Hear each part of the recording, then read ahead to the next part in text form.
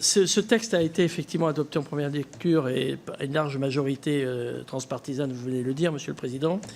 Donc je rappelle simplement que depuis 1982, la loi dite PLM a institué un mode de scrutin dérogatoire pour l'élection des conseillers municipaux à Lyon et Marseille et des conseillers de Paris dans notre capitale. Depuis plus de 40 ans, les électeurs de ces trois villes votent à l'échelle de leur secteur pour désigner un conseil d'arrondissement. Certains de ces conseillers siègent ensuite au conseil municipal de Lyon et de Marseille, au conseil de Paris, et élisent alors le maire de la commune. Ce système, censé rapprocher les élus des habitants, a progressivement montré ses limites. Il est devenu complexe et peu lisible pour les citoyens. Dans certains cas, un maire peut même être élu sans avoir réuni une majorité de voix à l'échelle de la commune, comme ça a été le cas à Marseille en 1983, on en a suffisamment parlé. La démocratie locale ne peut durablement s'accommoder d'un tel mode de scrutin, qui ne trouve d'ailleurs aucune explication objective aujourd'hui. L'ensemble des personnes que j'ai auditionnées pour préparer ce travaux le reconnaissent. Une réforme du mode de scrutin de ces trois villes est utile. Et je n'ai trouvé personne pour défendre bec et ongle le système actuel. La proposition de loi que nous examinons et qui a été déposée par nos collègues Sylvain Maillard, David Amiel, Madame Olivia Grégoire et Jean Le Suc propose de revenir à une architecture électorale plus lisible et qui rapproche Paris, Lyon et Marseille du droit commun. Elle instaure à cette fin un scrutin de liste à l'échelle de la commune pour l'élection du conseil municipal de Lyon et de Marseille ou du conseil de Paris, et un scrutin à l'échelle de chaque arrondissement pour élire les conseils d'arrondissement auxquels les citoyens sont très attachés. Cette réforme ne fait ainsi pas disparaître les arrondissements et les préserve et les conforte en ouvrant par ailleurs un chantier à venir sur la clarification de leurs compétences. Je veux le redire ici. Ce texte ne bouleverse pas l'organisation électorale de nos trois grandes villes. Il la clarifie aux yeux des électeurs et des habitants de Paris, Lyon et Marseille. Et c'est là, précisément, notre rôle et notre ambition de législateur. Je regrette que le Sénat ait choisi de rejeter ce texte sans chercher à le réformer, comme nous l'avons fait ensemble à l'Assemblée nationale.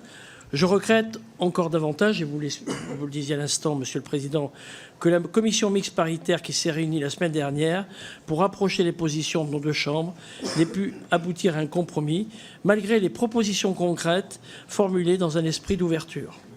Je veux rappeler ici que dès le lendemain du vote du Sénat, j'ai pris l'initiative de solliciter la rapporteure du Sénat pour chercher un chemin de convergence. Dans cette optique, j'avais formulé 3 propositions claires.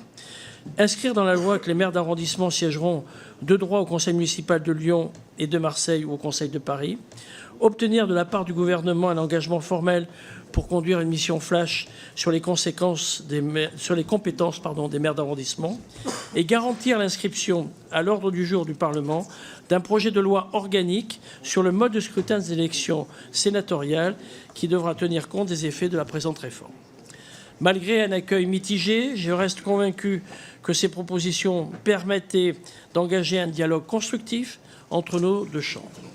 En tout cas, le gouvernement a choisi de poursuivre le processus parlementaire sur ce texte, et je m'en réjouis. Le dialogue entre nous et avec le Sénat pourra ainsi se poursuivre sereinement.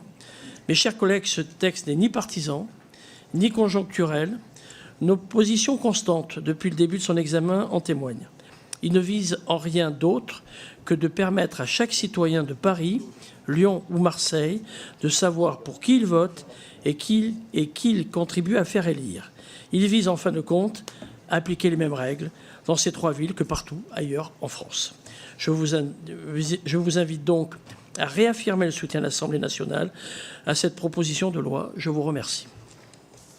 Monsieur le rapporteur, vous aviez hâte de répondre à l'ensemble de cette intervention. Je vous en prie. Je vous remercie d'abord de vos interventions qui étaient plus apaisées qu'en première lecture, et je trouve que ça va dans le bon sens.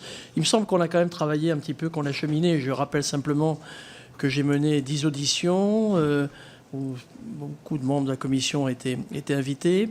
On a eu 10 contributions écrites. On a eu des échanges avec les maires des grandes villes concernées. Moi, plus j'ai cheminé dans ce texte, d'abord, j'ai une réaction peut-être qui va être un peu épidermique, mais étant un ancien maire de commune rurale, On a adopté une réforme qui concerne à peu près 80% des communes en France. Et ça pose pas de problème au niveau des délais ni autre. Et moi, je suis un petit peu agacé que l'on fasse une différence entre les grandes villes et les petites villes ou les petites communes. Tous les conseillers municipaux de France doivent être élus de la même manière, me semble-t-il. Et donc, je pense que ce débat est un peu spécieux. Ensuite, sur le calendrier, oui, il faut que ce texte, compte tenu des conséquences que ça peut avoir d'un point de vue légistique notamment, soit adopté le plus rapidement possible. Parce que sinon, on aura un problème de transposition dans les différents codes. Il faut laisser faire le temps à l'administration de faire son travail d'interprétation des textes qu'on a pu voter. Moi, il me semble que la démocratie a bien fonctionné. On a eu un débat intéressant, je trouve, dans l'hémicycle, respectueux. Et je n'ai pas eu l'impression d'être instrumentalisé par quiconque. C'est pas mon style.